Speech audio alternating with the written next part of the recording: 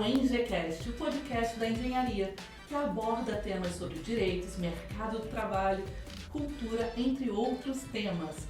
O ENGECast é uma produção da FICENG, Federação Interestadual de Sindicatos de Engenheiros, e conta com patrocínio da Mútua. E o episódio de hoje nós vamos falar sobre engenharia popular e solidária. A gente vê uma centena de modalidades da engenharia e chegamos até essa modalidade. Solidária e popular. É uma modalidade? Afinal, o que é isso? Então, trouxemos convidados especiais e estamos aqui com Andressa Azevedo, que é uma jovem cria da favela da Rocinha aqui no Rio de Janeiro, estudante de engenharia de materiais, cotista e coordenadora do coletivo Força Motriz e do curso André Rebouças. Bem-vindo, Andressa. Obrigada pela participação. Temos também aqui Pedro Henrique Monforte, que é mestre e bacharel em Engenharia Metalúrgica e de Materiais pela UFRJ, diretor do Sindicato dos Engenheiros no Estado do Rio de Janeiro, diretor do Clube de Engenharia, secretário político estadual das Brigadas Populares, fundador do coletivo Força Motriz desde 2017 e atua como assessoria técnica popular de engenharia no movimento de favelas do Rio de Janeiro. Obrigada pela presença, Pedro. Obrigado a você, cara. Bem, para começar, eu quero perguntar para vocês dois, né? Afinal, o que é engenharia popular e solidária?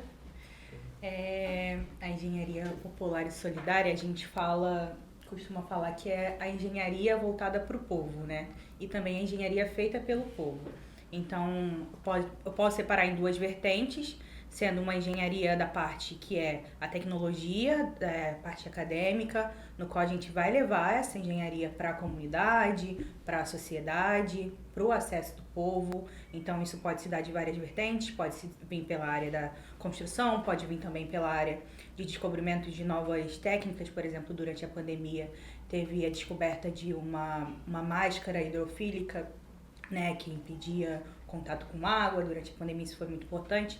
Então essa seria uma engenharia popular e também aquela parte da engenharia que é feita pelas mãos do povo, que a gente vê as construções das favelas hoje, as casas das favelas, as construções, as próprias coisas ali são construídas pelos moradores dali. Quando a gente vê uma construção, um PAC, quando ocorre, né, o PAC das favelas, são construídos pelos próprios moradores das favelas. Então essa seria a nossa engenharia popular. Então seria uma engenharia pensada através da mente do povo, para o povo, usando toda a tecnologia acadêmica, mas também a tecnologia popular. Perfeito. E para você, Pedro, mas eu quero linkar com um tema que a Andressa falou aqui, que eu acho legal, que é o PAC das favelas. Sim. Para você falar um pouco da contribuição da engenharia. Pois é, quando a gente fala sobre engenharia popular, a gente está discutindo sobre para que serve a engenharia na prática, né? E existem várias respostas para essa pergunta na nossa sociedade. Existe um entendimento hegemônico hoje no Brasil de que a engenharia ela é um elemento que serve para ganhar dinheiro. Essa é a realidade, né? A gente tem todo um setor empresarial que se constrói sobre a engenharia. A maior parte das pessoas, quando decide fazer engenharia, decide porque tem interesse na matemática, na química, na física, em certas pontos, mas porque quer ter um bom salário. Isso não é demérito nenhum. Todo trabalhador merece ter um bom salário. Mas a engenharia não pode ser só isso. A gente tem que lembrar que a engenharia ela é um instrumento civilizatório. Você não constrói uma civilização avançada com mínimas condições do ser humano ter o impacto que ele tem no mundo sem engenharia. Só que o problema é que nós temos um país e um mundo em que uma parte da população tem acesso à engenharia e todas as maravilhas que ela traz para a nossa vida, e a maior parte das pessoas não tem. A maior parte do nosso povo não tem dinheiro para pagar um profissional de engenharia. Não tem dinheiro para contratar uma empresa de engenharia. E até hoje no Brasil nós não temos um serviço público. Assim como a gente tem a Defensoria Pública, você precisa de um advogado, a gente tem o SUS, você precisa de um médico, a gente não tem um serviço público de engenharia. Então, quando a gente discute engenharia popular e a necessidade de políticas públicas de engenharia como o PAC, nós estamos discutindo isso, que a engenharia precisa estar com as pessoas que mais precisam dela. Perfeito. E aí eu quero perguntar para vocês, então, seguindo nesse gancho, por que vocês escolheram a engenharia? Eu escolhi a engenharia, é engraçado, né? Eu tive a oportunidade de fazer um cursinho preparatório para o ensino médio, e aí eu pude fazer vestibular do ensino médio, não sei qual é que é, fazer várias provas, né? para escolas de ensino médio, então fiz Pedro II, fiz Cefet, fiz CAP, UERJ. E aí, dentre todas elas, eu escolhi fazer o Cefet, foi a primeira que eu passei, né? Cotista também. E aí eu entrei para fazer o curso de técnico em mecânica. E aí eu tinha uma ideia de que lá no técnico em mecânica eu ia ver muita coisa de robô, muito impressionada, né? Putz, na favela, é muito legal, vou entrar no técnico em mecânica, vou aprender a mexer com robô e tal, tecnologia. E assim, pra mim, nada demais também, porque é isso. Eu conseguia ir bem na escola, tive a oportunidade de fazer esse cursinho, eu fui pra lá mesmo numa oportunidade de conhecer coisas novas. E aí descobri que não tinha nada disso, era tudo indústria, tudo máquina pesada, enfim, torno mecânico. E aí, lá eu fui fazendo algumas disciplinas e descobri a parte de materiais, a parte mais de metalúrgica, e aí foi que dentro do técnico eu quis cursar engenharia, já por estar ali dentro daquela vertente. E também por aquilo, né? Você é pobre, você tem alguns cursos que você escolhe. Você vai fazer administração, você vai fazer direito, você vai fazer engenharia, ou você vai fazer medicina. Esses são os seus coisas. Eu estava ali já dentro da engenharia, eu fui fazer engenharia. Aí foi por isso que eu escolhi, mas a de materiais foi por conta do gosto ali dentro das disciplinas mesmo. E você tá em que ano, Andressa?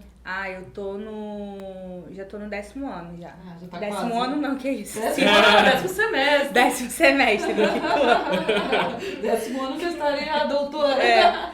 No 10º semestre já. Quase formada. E você, Pedro, por que você escolheu engenharia? Eu escolhi engenharia por um motivo bem convencional, assim. Eu gostava de física, gostava de química, era bem nerd, assim, de exatas na escola. Eu queria mesmo fazer física, mas eu fui pra engenharia porque você ganha mais dinheiro sendo engenheiro. E assim, eu venho de uma família que tinha uma situação financeira muito difícil na época, eu tinha uma necessidade de sustentar ali a minha família junto com a minha mãe, e aí tive que ir por esse caminho. Mas o que eu acho muito interessante, assim, na minha formação, é que no início eu detestei o curso de engenharia, assim, os primeiros anos. Por quê? Porque eu me deparei... Porque eu tinha uma ideia da engenharia de ser uma coisa maravilhosa. Eu achava a física uma coisa incrível, a forma como você consegue interferir no mundo, mudar, transformar a matéria e tudo isso. Isso me fascinava. Quando eu cheguei na faculdade, eu presenciei um mundo muito diferente do que foi prometido, né? Um ensino muito duro, você não ver sentido no que você está estudando, para que você está aprendendo aquilo tudo, né? Um sentimento muito contraditório. Eu comecei a gostar de engenharia quando eu conheci a engenharia popular. Quando eu comecei a entender, beleza, existe uma razão boa o suficiente para eu estar aprendendo isso tudo. Eu não vou só passar anos estudando para ter um currículo legal para pedir encarecidamente que uma empresa me contrate. Eu posso fazer coisas melhores com o meu conhecimento. E além de um diploma em engenharia, você também é mestre e também agora sindicalista, diretor do clube de engenharia. Como que você ingressou no movimento sindical? Pois essa foi uma longa, curta jornada até aqui, né? Eu comecei desde os meus 18 anos, a atuar no movimento de moradia, né? Hoje eu sou secretário político estadual das Brigadas Populares, como você disse, que é um movimento nacional que atua em diversas áreas, né? Um movimento popular, né, nacional. Mas nosso principal campo de combate é o movimento de moradia. Então, eu comecei eu entrei na faculdade em 2015, desde então eu comecei a me organizar politicamente, comecei a participar das brigadas. Só que chegou um momento que a gente começou a atuar aqui no Rio muito fortemente com ocupações urbanas, né? Que é um dos instrumentos que o movimento de moradia tem. Numa cidade, que a gente vai falar mais sobre isso hoje, né? Uma cidade que hoje não tem política de moradia, né? A nível municipal ou estadual. Então a ocupação se torna um dos únicos instrumentos que os movimentos de moradia têm para lutar. E chegou um momento que a gente percebeu que a gente precisava, era muito interessante ter profissionais técnicos auxiliando o movimento. Porque quando você vai construir uma ocupação, nada mais do que você transformar um terreno abandonado num espaço de moradia. Isso tem requisitos de infraestrutura. Você ter um profissional da área é importante. E na época a gente começou a formar um grupo de estudantes de engenharia para dar um suporte nisso. Nessa época eu ainda era estudante, eu estava no meu 5º período.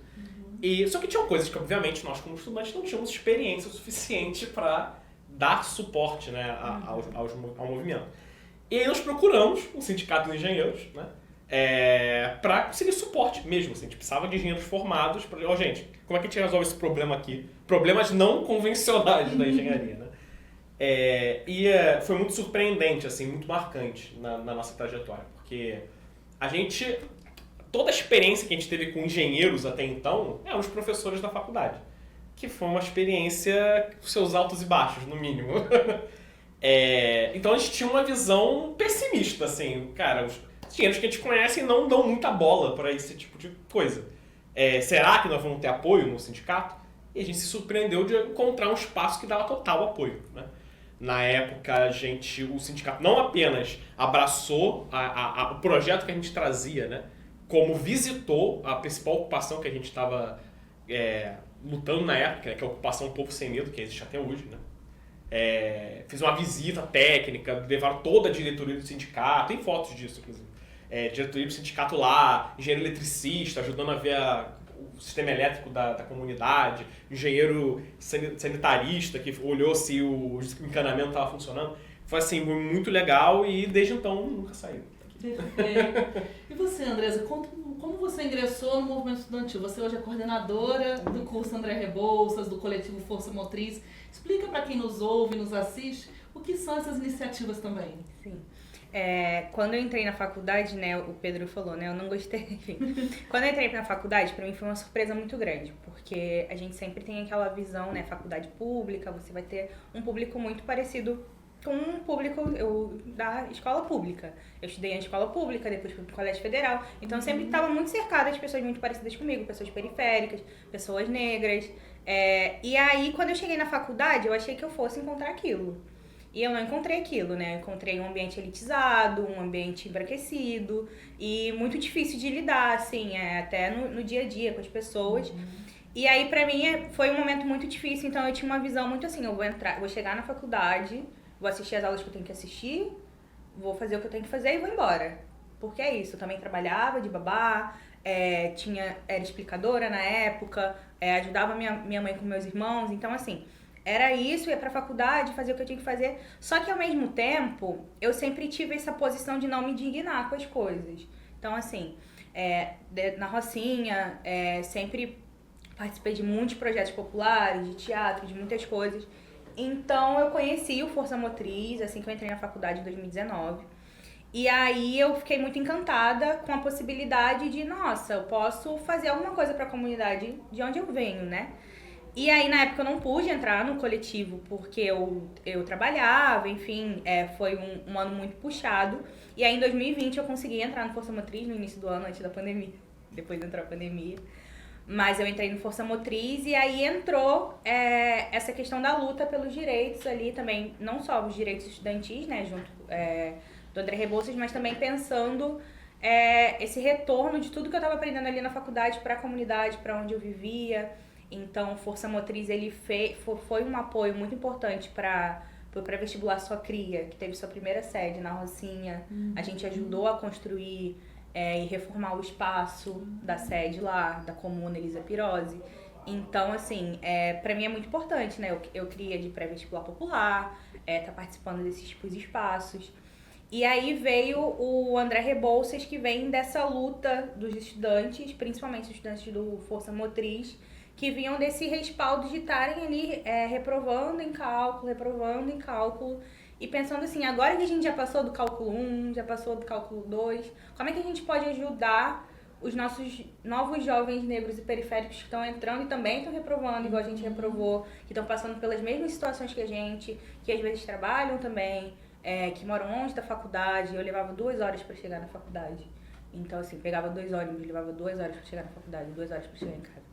Então, como é que a gente ajuda esse pessoal a, tipo, ter uma ajuda ali para conseguir poder passar em cálculo, mas não só isso, também entender que a universidade, ela tem uma mentalidade elitizada e que o principal motivo do curso é a gente lutar contra essa mentalidade e os métodos de ensino elitizados, né? Então, a gente costuma dizer que o Enem é o primeiro passo que a gente faz, né, para entrar na faculdade. Quando você é negro e periférico, você passa pelo segundo funil, na engenharia, o cálculo, que é aquele momento em que você vai ter um balanceamento das pessoas que vão permanecer na faculdade, se formar, que é o perfil do engenheiro, que a faculdade enxerga, que normalmente é uma pessoa branca, classe média, e as pessoas que não têm esse perfil normalmente evadem, porque elas reprovam e vão para casa e os pais falam, você precisa trabalhar, você precisa de um emprego. E aí, como reprova muito, não tem CR para fazer uma iniciação científica, só a Bolsa Auxílio não é suficiente.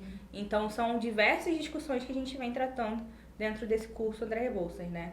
Que é um curso de apoio em cálculo 1 e 2 para estudantes cotistas e periféricos. Então, na prática, vocês dão aulas gratuitas para os estudantes de engenharia para cálculo 1 e 2, para evitar as reprovações e a evasão de alunos que não têm tantas condições assim, né? E diminuir a desigualdade na academia. Com certeza. E tem muita crítica? Como que é? Tem muita crítica. Quando a gente fez o primeiro aulão na UFRJ, a gente conseguiu levar alguns parlamentares, a gente conseguiu levar o presidente aqui do sindicato, a gente levou o presidente do clube de engenharia, a gente levou a presidente da cadeira, né, na ALER de Ciência e Tecnologia, a Erika Takimoto, a gente levou a Renata Souza, uma cotista negra, e a gente discutiu sobre como é essa trajetória, como é a questão das ciências humanizadas, como a gente precisa discutir isso. E, nossa, as pessoas acharam que o que a gente queria era diminuir o nível do ensino, para que todo mundo conseguisse passar, para que todo mundo conseguisse... Mas não, o que a gente quer é um método de ensino justo o suficiente para que todo mundo tenha os mesmos meios de passar. Até porque as pessoas não entram nas mesmas condições. Não entram nas mesmas condições, mas todo mundo tem capacidade, é que todo mundo passou pela mesma prova. Né? Então, assim... O André Rebouças, ele nasce de uma denúncia, né, de que quando você vai olhar o perfil do profissional de engenharia no Brasil, ele tem um perfil... Nós não temos dados sobre isso, é coisa interessante. O sistema Confia-CREA não tem dados sobre o perfil racial dos seus profissionais. Porque isso nunca foi interesse de isso ser uma discussão, né? Mas ele é evidente. O engenheiro brasileiro é um homem branco. Assim, a gente critica muito que toda hora a gente fica falando o engenheiro, o sindicato dos engenheiros, o clube dos engenheiros. Mas na prática é isso mesmo. O Brasil é um país de engenheiros brancos. Só que isso começa na universidade, por causa disso que a Andressa colocou. Existe uma estrutura na universidade que quer criar um perfil de profissional de engenheiro branco no país e manter isso. E nós, com o André Rebouças, denunciamos isso, botando luz sobre quais são esses instrumentos. E a Andressa falou, o principal instrumento é o curso de cálculo. Então, ele vem trazer essa discussão, né? Mas a gente não se restringiu a apenas colocar o debate. A gente falou, o curso de cálculo tem que mudar. Ele é o principal instrumento de segregação racial no curso de engenharia. Mas a gente não se restringiu a apenas discutir isso. A gente falou, nós vamos mostrar qual é o curso de cálculo que nós queremos ter. Perfeito. E nós mostramos, gente. Nós, estudantes, auto-organizados, criamos um programa de ensino com professores que são estudantes de pós-graduação em engenharia, que dão aula no André Rebouças. E pra vocês terem uma ideia do impacto, né? Existem muitas falácias quando a gente discute a questão do ensino de engenharia no Brasil, né? Essa noção de que um curso difícil significa ser um curso bom, essa é a verdade, gente. Existe uma visão hegemônica dos docentes de engenharia de todo o país que tem orgulho de reprovar seus alunos. O curso tem que ser difícil porque senão eu não estou selecionando os melhores. Né? E isso é uma visão que é absolutamente falaciosa. Nenhuma escola de nenhuma teoria da educação respalda essa visão de que um curso difícil significa ser um curso bom. Isso não tem nenhum livro sobre educação que vai defender isso. O curso é difícil não significa que ele é um curso bom. Um curso bom é medido por outras métricas. Até porque é bem intuitivo de você pensar que a reprovação ela é uma falha do método educacional. Né? Se você tem um método que você quer ensinar uma coisa para uma turma, quando o aluno reprova, o método não está funcionando. Você quer que ele passe. Só que quando você tem uma disciplina que 90% dos alunos já aprovam todo o período, a reprovação não é uma falha. A reprovação é vista como parte do método. Se assume de que reprovar faz parte do ensino. Isso é um absurdo. Isso não serve para ensinar. Reprovação não serve para ensinar ninguém. Reprovação só serve para uma coisa.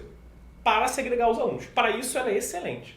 Porque o aluno branco de classe média, ele também sofre com isso. Ele tem que reprovar um monte de vezes vai lá, reprova, atrasa a formação do cara, atrasa a vida dele, mas ele consegue esperar mais uns anos para se formar e ficar nessa. O aluno negro periférico, que trabalha e estuda, que mora longe da universidade, demora 3 horas para chegar, ele não consegue ficar reprovando 3 anos da vida dele, esperando um dia poder pegar o diploma.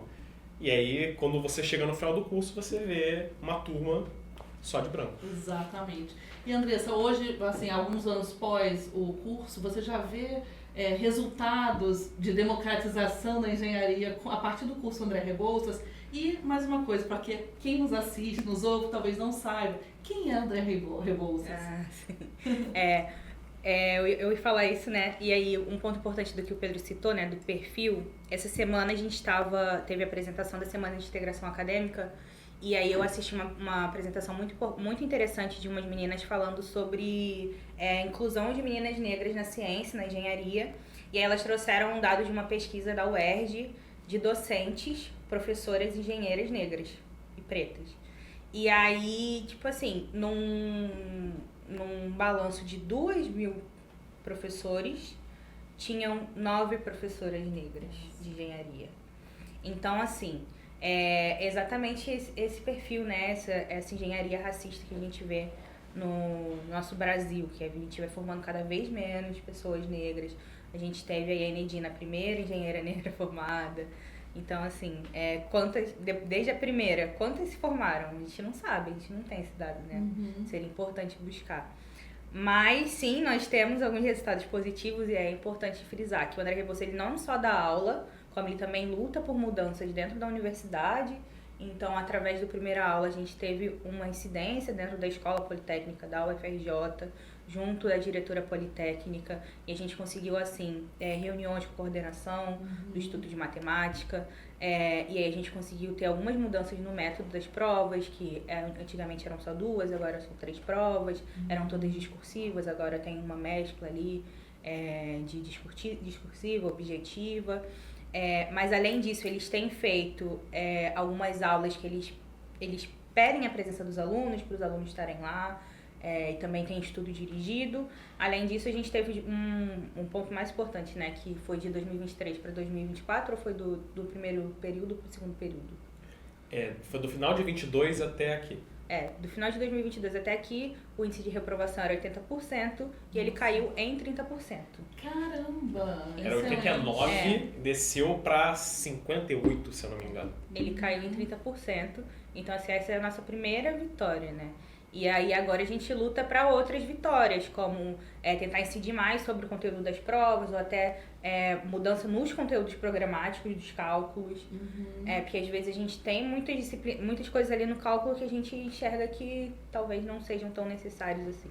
Então essa é uma discussão que a gente traz, que a gente faz com a diretoria, que a gente tenta fazer com a coordenação do Instituto de Matemática. E quem foi André Rebouças?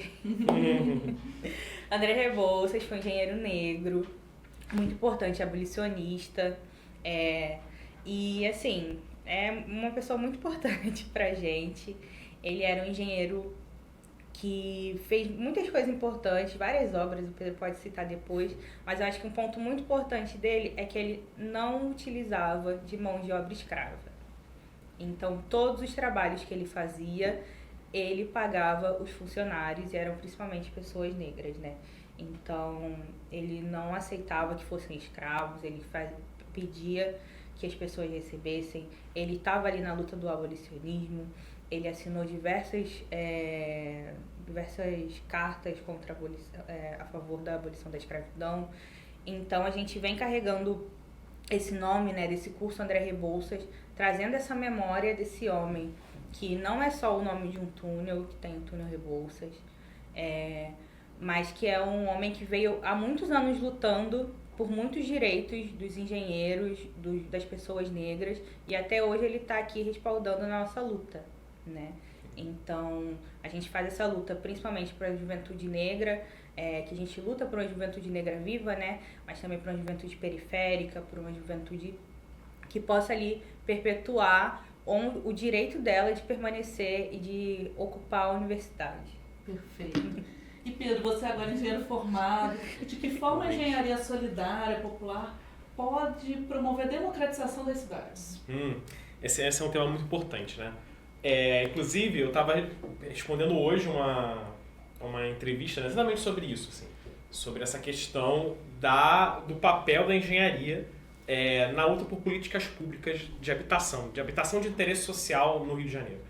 Nós temos hoje uma situação no Rio de Janeiro que é uma crise profunda, que já se arrasta por décadas nesse campo da habitação. Como eu disse anteriormente, não dá nem pra gente dizer que a política de habitação no Rio de Janeiro hoje é ruim, ela não existe. Nós temos uma política pública no Brasil hoje que funciona de habitação, é o Minha Casa Minha Vida, que voltou agora com o novo governo Lula, Minha Casa Minha Vida faixa 1, que é o que atinge as famílias de até 3 salários mínimos. Mas ainda assim é uma política pública que não tem capacidade hoje de atender o déficit habitacional que existe no país, porque para você ter é possível fazer isso. Já existem um monte de experiências históricas, inclusive na América Latina, de políticas nacionais que mudaram a questão da habitação. Na própria Venezuela tem vários exemplos sobre isso. Assim. O problema é que é impossível fazer isso com teto de gastos. Né? Então, nós hoje ainda dependemos muito das políticas municipais e estaduais. E no Rio de Janeiro é uma tragédia. A política que existe hoje no Rio de Janeiro de habitação é o despejo. Nós temos um prefeito hoje que gosta de construir a imagem de que ele é o cara que dirige o trator. Se levantar qualquer prédio irregular, eu vou derrubar. Ele adora falar isso. Mas construir casa que é bom, a gente não vê. Então, nós estamos trazendo e defendendo a ideia de que o movimento de moradia é um movimento que não apenas faz parte da nossa função como profissional de engenharia, ele é um movimento estratégico para a esquerda no Brasil. Porque, agora falando como sindicalista, o centro da sociabilidade da classe trabalhadora no Brasil mudou de algumas décadas para cá. Sim. O boom do movimento sindical na década de 80 nasceu de um acerto político. De você entender que a sociabilidade da classe trabalhadora acontecia no ambiente de trabalho. Era ali que o trabalhador discutia sobre os seus problemas, é ali que o trabalhador conversava, trocava ideia, e é ali que começava a organização política. Né? É ali que se constituía soluções coletivas para os problemas da classe trabalhadora. Isso mudou de alguns tempos para cá. Né?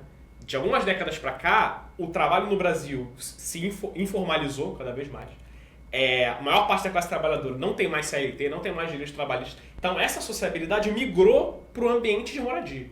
Então, hoje, o ambiente em que a gente tem que disputar o trabalhador, disputar a sociabilidade, é o território que ele vive. Não à toa nós vemos um crescimento enorme dos movimentos sociais nos últimos anos, no centro da política brasileira. Por que eu estou falando tudo isso? Porque nós, como sindicatos de engenheiros e como outras entidades de engenharia, se nós queremos discutir uma mudança na política nacional, se a gente quer discutir uma mudança real na condição da vida das pessoas, nós não temos como fugir da luta pela moradia. Porque é a luta mais básica. Para um ser humano ele ter direito a qualquer coisa no Brasil, ele precisa primeiro ter a sua casa. Então, não tem como a gente fugir. Enquanto a gente tentar fugir dessa pauta, nós vamos continuar nesse vácuo político que a gente vive no sindicalismo no Brasil hoje. Tá, e aí você está falando do sindicalismo, já quero pegar um gancho sobre isso. A gente viu que após a reforma trabalhista houve um esvaziamento da política sindical, promovida, obviamente, pelo governo. E aí, como que a gente pode retomar esse boom do sindicalismo, como você diz? Essa é uma pergunta muito difícil, não porque ela é difícil de responder, mas porque existe ainda uma resistência muito grande de parte do movimento sindical de entender que precisa revitalizar os seus métodos. E a base é essa compreensão. O ambiente de trabalho, da forma convencional, nos moldes que se fazia na década de 80 e 90, não funciona mais. Né? Não porque o sindicalismo deixou de conseguir fazer as coisas, mas porque a classe trabalhadora mudou, a conjuntura mudou. E nós temos que ser capazes de acompanhar isso. A aposta que nós estamos fazendo na engenharia popular, a gente não defende a engenharia popular só porque a gente gosta, porque é legal fazer plano popular. Eu gosto muito, mas assim, a gente dedica o tempo para isso porque a gente acredita que esse é o vetor de mudanças que a gente tem hoje. Que a gente consegue convencer a classe trabalhadora a se organizar a partir dessas lutas. É evidente que nós temos uma contradição na engenharia que pelo fato do perfil do engenheiro ser um perfil não periférico, a maior parte dos engenheiros não entendem esses problemas, porque não sofrem esses problemas. Então, a gente vive uma contradição no sindicalismo de engenharia de, primeiro, nós precisamos ser capazes de aproximar e organizar um público, um perfil de engenheiro, que é o engenheiro que a Andressa falou, um engenheiro periférico, um engenheiro negro, um engenheiro que foi egresso do sistema de cotas. Esse é o perfil que hoje tem mais consciência de classe e tem mais capacidade de entender a importância de se organizar politicamente. É por isso que a gente aposta no André Rebouça, é por isso que a gente aposta em discutir os problemas desse perfil de profissional e trazer esse debate para o centro da política. Perfeito. E Andressa, você é cria da Rocinha, uma das maiores favelas da América Latina, inclusive, aqui, né? Aqui no Rio de Janeiro. Qual a importância de uma política de assistência técnica gratuita nas favelas, nas periferias e assentamentos? Eu acho que vem muito daquilo que o Pedro falou, né, que eu falei da engenharia popular, mas eu acho que vem de uma questão muito importante, que é não pensar de que a gente que tem a tecnologia que vai construir a coisa, e sim para que as pessoas tenham conhecimento suficiente para construir de forma correta e nos lugares corretos. Então, assim, sempre que eu falo, as pessoas ficam surpresas, quem construiu minha casa na Rocinha foi meu pai. Ah, nossa, sério? Sim, e a casa dos meus amigos foram os pais dele. E é assim. Só que assim, a gente precisa de políticas onde as pessoas tenham acesso a engenheiros para que elas possam saber que elas não podem construir uma casa onde tem perigo de ter um desabamento quando chover. Onde não tem uma estrutura suficiente para sustentar uma casa em que às vezes você precisa construir outra casa, fazer um prédio. Então, acho que para as favelas, esse tipo de política é fundamental para conscientizar as pessoas para que elas possam continuar fazendo a engenharia que elas já fazem. É isso, assim. É uma engenharia com e não para, isso, né? Perfeito. E aí chegou a hora agora do nosso quadro Tretas na Engenharia. Começa com você, Pedro. Uma treta na engenharia Então, uma treta na engenharia é todos os profissionais de engenharia um dia terem sofrido com cálculo. Todo mundo sofreu. Não tem falar, não, passei direto. Não, você sofreu um pouquinho, nem que fizesse um pouquinho. Né?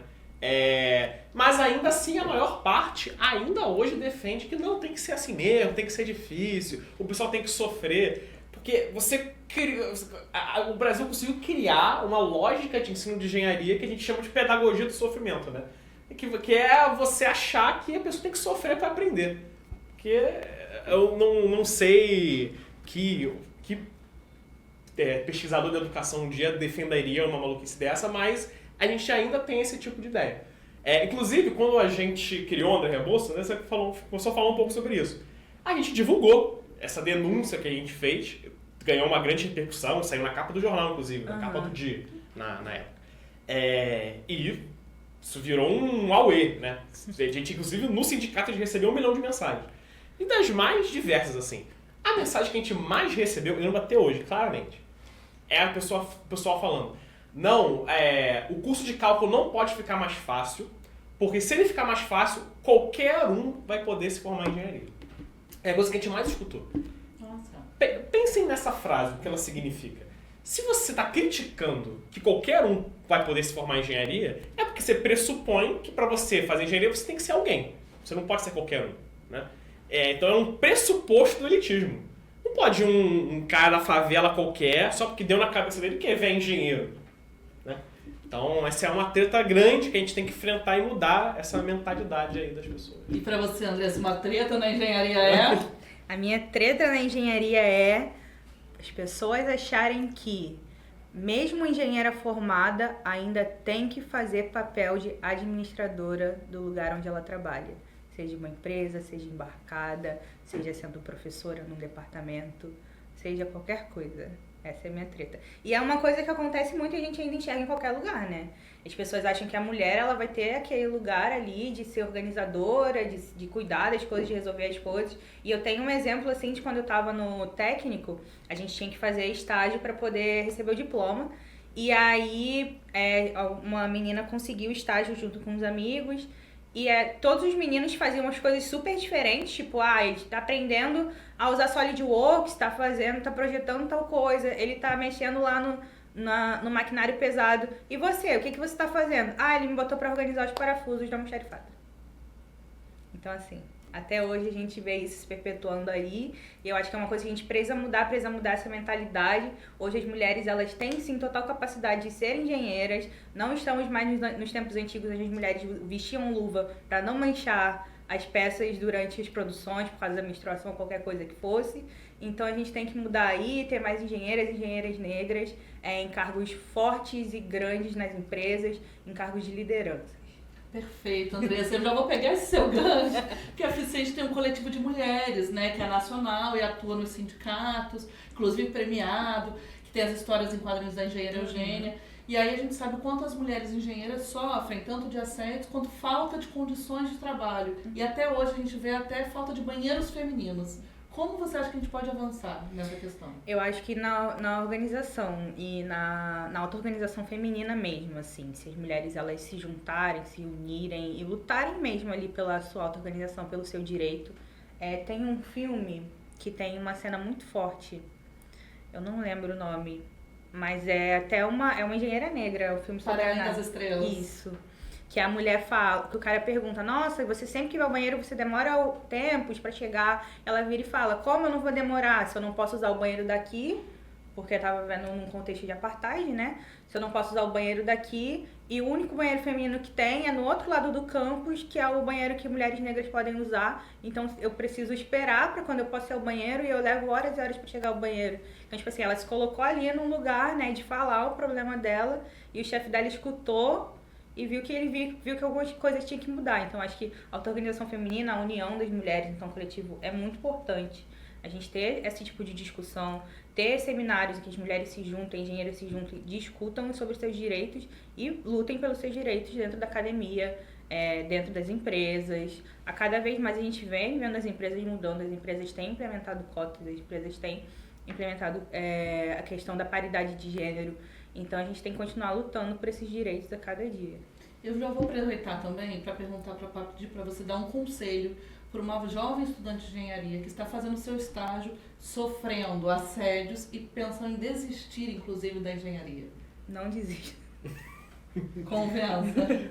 Não desista, é difícil, mas assim, procure alguém que você possa conversar.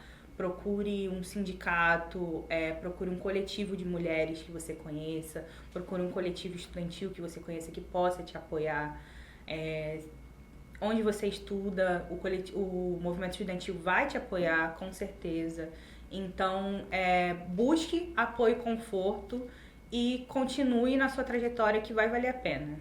Perfeito. E para você, Pedro, eu quero que você, em poucos minutos, convença um engenheiro e uma engenheira a se sindicalizarem. Muito importante, muito importante. Então, pessoal, vocês conheceram um pouquinho sobre a gente aqui hoje nessa entrevista. Eu sou o Pedro, eu tenho 28 anos, né? Eu participo do sindicato desde que eu tinha 22, né? E desde lá pra cá eu passei por muitas coisas. Eu consegui finalmente o meu diploma de engenharia depois de muita luta, mas a luta não acabou aí. Eu me formei no final da pandemia, num período muito difícil. Até hoje eu ainda não tive um emprego de carteira assinada que pagasse o piso salarial. E eu me formei, eu fui o primeiro da turma na UFRJ, tenho orgulho de dizer isso. E na minha turma, ainda hoje, tem um monte de pessoas que se formaram comigo que continuam nessa situação. Então nós, jovens profissionais, não só nós, né, mas falando do meu lugar de fala, né, passamos por muitos problemas e muitas dificuldades hoje em dia no Brasil. Então o sindicato foi um espaço em que não só eu pude sentir que eu estava fazendo alguma coisa importante para o meu país com o meu conhecimento técnico, mas foi um espaço que me acolheu e me ajudou nesse momento, né, de que eu tive que enfrentar algumas demissões nesses meus poucos anos de emprego. Eu sofri alguns assédios, eu tive muitas dificuldades e com o sindicato eu consegui lutar pelos meus direitos. Inclusive teve uma empresa que eu trabalhei que foi horrorosa, não vou falar muito sobre isso, mas assim, pagou abaixo do piso, eu sofri várias coisas nela e com o sindicato eu consegui reaver boa parte dos meus direitos. Então, assim, mas não é só por isso que eu tô aqui. Mas é um ambiente que me permite lutar por várias coisas que são meus direitos. Então, esse é um espaço que proporciona muita coisa para nossa vida e acho que se ganharia muito estando aqui com a gente.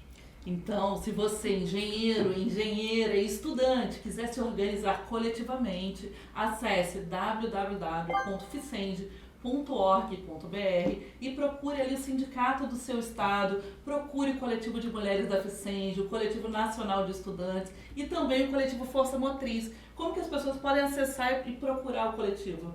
Através do nosso Instagram, @coletivo Forca Motriz. Sem cedilha.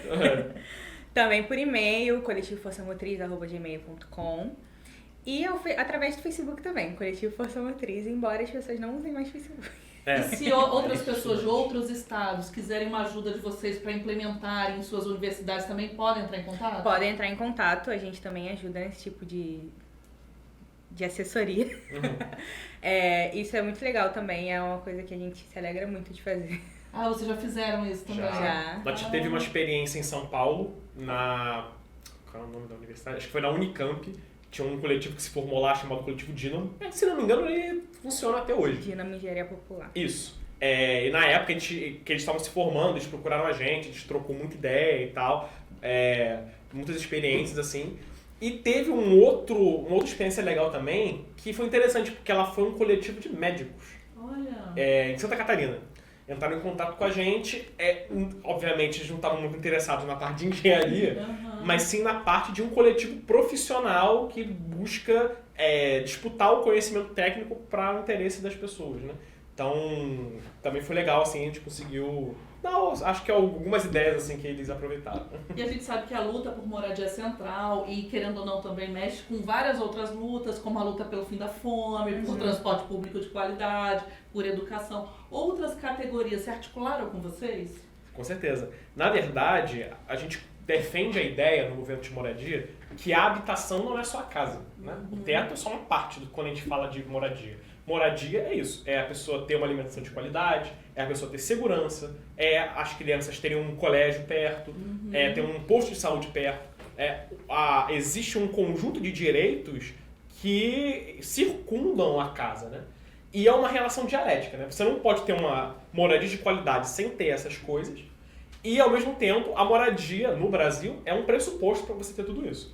Se você parar para pensar... para você ter acesso a qualquer serviço público no Brasil, você precisa de um comprovante de residência. Então, é isso. E até para conseguir um emprego, se você não tem um CEP, você não consegue.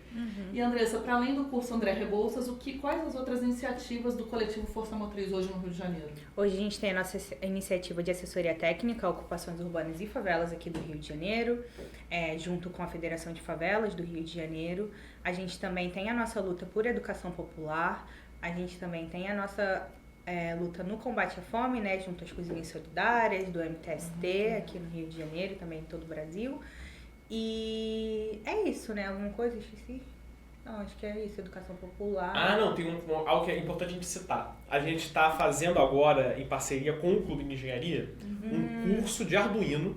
Isso é importante. E é um curso de introdução, então assim, se você não sabe nada sobre Arduino, a ideia é aprender mesmo, mas é um curso direcionado a desenvolver um projeto, que é um sensor de chuvas e de eventos geotécnicos para a prevenção de desastres em favelas. Então a gente tem um projeto básico, mas a ideia é os alunos fazem o curso e criam como projeto final, vamos dizer assim, um protótipo do sensor, para a gente implementar nas ocupações que a gente Excelente. Direcionado para todos os estudantes de engenharia, aberto? Para aberto. quem quiser se inscrever? Com certeza. Excelente. Então vamos colocar o link de inscrição também nas nossas redes. Obrigado.